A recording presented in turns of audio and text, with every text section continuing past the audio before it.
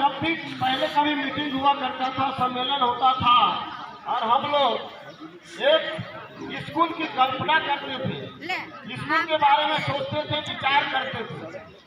हमारे आसपास बहुत सारे स्कूल हैं, बहुत सारी संख्या है स्कूलों की, लेकिन हम संख्या में देख रहे हैं और वही इन्हें जिन्हें प्राइवेट स्कूल, कहीं मिशन स्कूल है, कहीं सीतापुर के ज्ञानस्थली है, कहीं और कोई प्राइवेट स्कूल है, वहाँ की पढ़ाई लिखाई और प्राइवेट स्कूल की पढ़ाई, सरकारी स्कूल की पढ़ाई लिखाई और प्राइवेट स्कूल की पढ़ाई लिखाई में कितना अंतर होता है आप लोग भली भांति जानते हैं, आप लोग अच्छी तरह समझते हैं कितना अंतर होता है।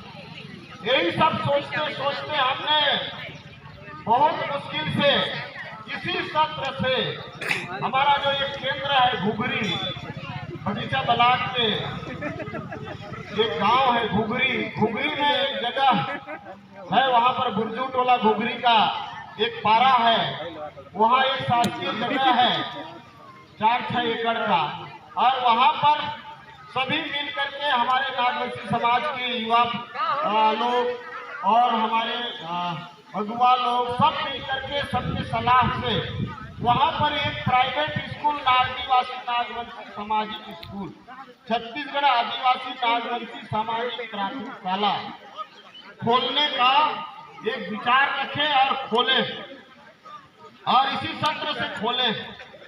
आप सभी जानते हैं कि प्राइवेट स्कूल मतलब प्राइवेट, व्यक्तिगत, निजी, समाज का स्कूल है। स्कूल कैसे चलेगा?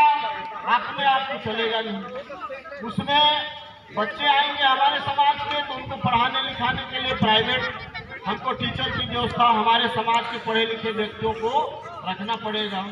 उनको ठीक है वेतन नहीं देंगे, लेकिन उनको मानदेय तो देंगे, उनको कुछ पारिश्रमिक तो देंगे ही।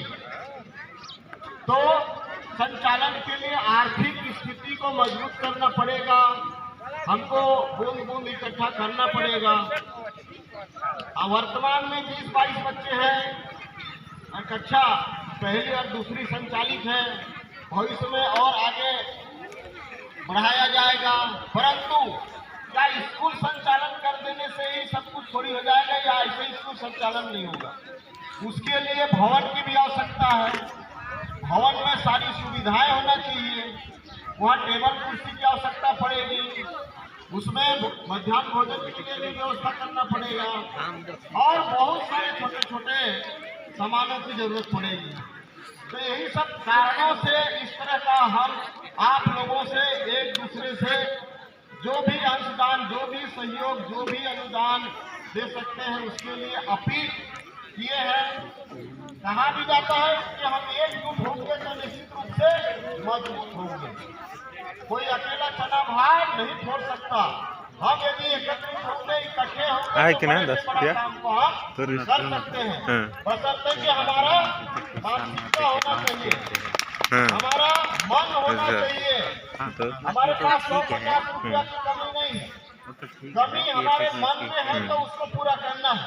10-20 रुपये हमारे दिल को साफ रखना है, हमारे मन की कमी को पूरा करना है, मन में इच्छा जागृत होगा तो वो अच्छे से संचालित कर देंगे। हमारे संगी साहब निकाल लेती को निकाल अरे वो निकला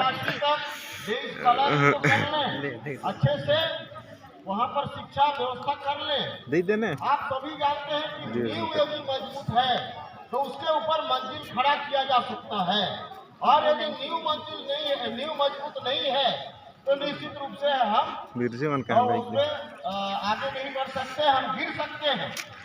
इसलिए कक्षा 5वीं तक हम उन स्कूल के बच्चों को भले कम संख्या में, भले 25-50 हमारे बच्चे रहे, हमारे आदिवासी नागरिक समाज के बच्चे रहे, और वो इस तरह से नहीं उनका मजबूत हो, ऐसा वहाँ हो कि आगे चल के वो क्लास में कम से कम टॉप 5 में रहे। 50 बच्चे हैं तो 5वें नंबर तक हमारे बच्चे रहे, पहला, दूसरा, तीसरा, चौथा, 5वां। और निश्चित रूप से यदि इस तरह से हम व्यवस्था बनाते हैं, इस तरह से हम यदि उस स्कूल के बच्चों को मजबूत करते हैं तो चल के आज नहीं 10 साल 12 साल बाद एक उसका परिणाम, अच्छा परिणाम, सुखद परिणाम देखने को मिलेगा। उसके लिए हमें ये नहीं सोचना है कि हमारा बच्चा तो नहीं पढ़ रहा है या हमारा उस स्कूल से क्या लेना देना। हम यहाँ पर त्याग करें, हम यहाँ पर अनुदान करें, हम यहाँ अपना सोच को साफ रखें कि कहीं ना कहीं एक शुरुआत किए हैं तो निश्चित रूप से एक अच्छा परिणाम मिलेगा। नागवंशी समाज में हमारे आनंद राम नागवंशी जी हैं, नाग जी पथलगांव एरिया से। इनको पढ़ाई लिखाई के लिए कहीं से कोई दान सहायता तो मिला नहीं, लेकिन सौभाग्यवश संयोगवश उनके रुचि से, उनके मेहनत से पढ़ लिख करके और